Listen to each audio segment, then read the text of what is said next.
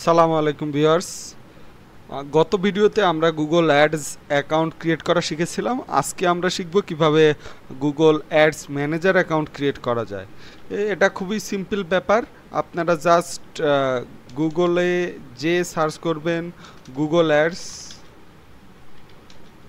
Manager account, এটা লিখে search করার পরে manage client and campaign with manager account, এই যে লিঙ্কটা আছে এটাতে ক্লিক করবেন।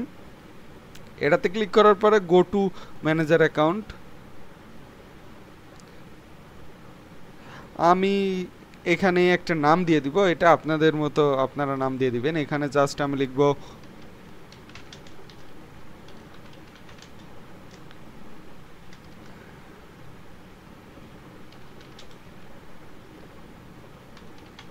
এটা দিলাম বাংলাদেশ। এগুলো সব ঠিক আছে, এগুলোতে কোনো প্রবলেম হবে না। জাস্ট এখানে রোবটটার এটা আমরা ঠিক করব। হয়ে গেছে, সাবমিট। এক্সপ্লোর ইওর অ্যাকাউন্ট, হ্যাঁ হয়ে গেছে। আপনার গুগল অ্যাডস ম্যানেজার অ্যাকাউন্ট কিন্তু ক্রিয়েট রেডি। এইখানে আপনার কোনো গুগল অ্যাডস অ্যাকাউন্ট নেই, জাস্ট আপনার ম্যানেজার অ্যাকাউন্ট।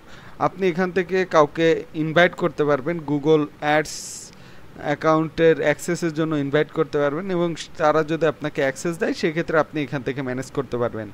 অনেক সময় আমরা ক্লায়েন্টের কাজ করার সময় তারা বলবে যে এটা আমার গুগল অ্যাডস অ্যাকাউন্টের আইডি, তুমি জাস্ট আমাকে রিকোয়েস্ট পাঠাও, আমি অ্যাকসেপ্ট করতেছি।